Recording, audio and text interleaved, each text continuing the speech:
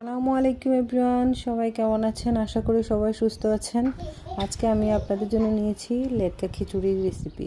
প্রথমে আমি একটা পাতিলের মধ্যে চাল আর ডাল ধুয়ে নিয়েছি, এরপরে পানি দিয়ে সিদ্ধ হতে বসিয়ে দিয়েছি।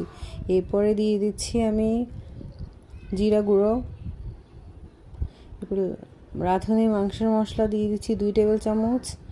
এরপরে আমি দিয়েছি মরিচের গুঁড়া, কাঁচামরিচ দিয়েছি আমি। এরপরে হলুদ গুঁড়া দিয়েছি। এরপরে ছোট ছোট করে আলু কেটে রেখেছি, ওগুলো দিয়ে দিচ্ছি। এখানে 2টা আলু দিয়েছি আমি। এরপরে 2 টেবিল চামচ রসুন বাটা। এরপরে লং এলাচ, দারচিনি, তেজপাতাগুলো দিয়ে দিচ্ছি।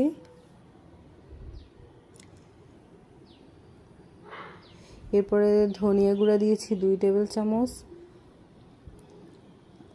সবগুলো একসাথে দিয়ে আমি নেড়ে চেড়ে এগুলাকে একসাথে করে সিদ্ধ করছি।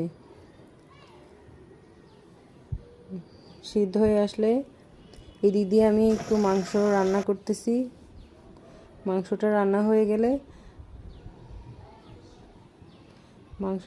হয়ে গেলে সবগুলো দিয়ে দিব।